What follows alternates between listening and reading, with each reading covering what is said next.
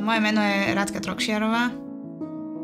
Ja keď som bola dieťa, tak som bola viac chalan ako baba a nechcela som nosiť ani šaty a nejak sa malovať a podobné veci, ale vždycky to bolo také, že maskače to istili a nejaké šiltovky, chalanské veci. Len potom si v tej puberte a spoločnosť ako keby od teba očakáva nejaké veci, že si dievča, tak sa musíš malovať, dať si šaty, sukňu a máš si nájsť frajera a podobné veci. A tie informácie neboli dostupné. Aspoň teda pre mňa nie, však ja som vyrastala v dobe, kedy internet začal fungovať a chodili sme na internet na hodinu do knižnice, že proste na čitateľský preukaz. A potom boli nejaké, že pocket zoznamky a tam boli nejaké tie miestnosti, že L a B. Toto neboli informácie, ktoré potrebuješ ako človek dostať k sebe, že si OK, že si v poriadku a že to, čo cítiš, je správne. Do tých, ja neviem, mojich 24 boli tie informácie žiadne. Skôr v rámci toho kresťanstva sa stretávaš s tým, že to je zvrátené, choré, nedobré, nie je to v poriadku, máš nájsť naspäť cestu k Bohu a podobne. Tebe vlastne ako v tej malej hlave to zarezonuje a potom ti to tam spôsobí nejaký ten blok, že vlastne aj keď toto cítiš, tak to vlastne nemáš cítiť, lebo to je nesprávne a musíš si nájsť toho muža, hej.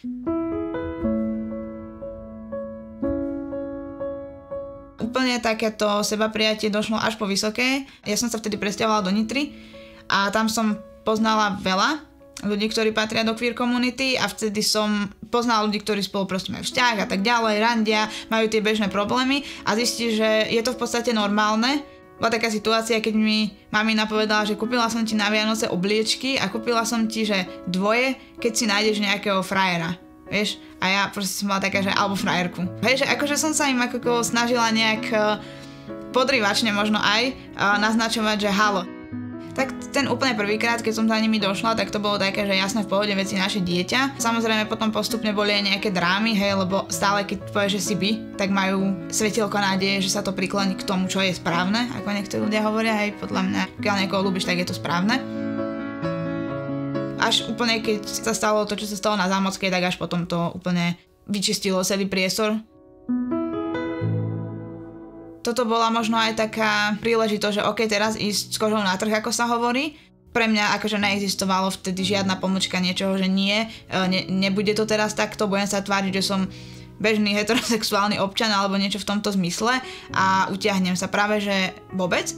A nakoniec som celkom rada, že to takto vtedy vo mne akože nejak vyrezonovalo, že toto spravím, lebo viem, že to pomohlo veľa ľuďom.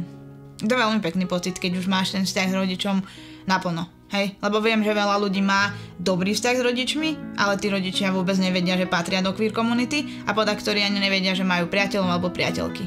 A to je podľa mňa veľmi smutná vec, keď máš ten dvojitý život.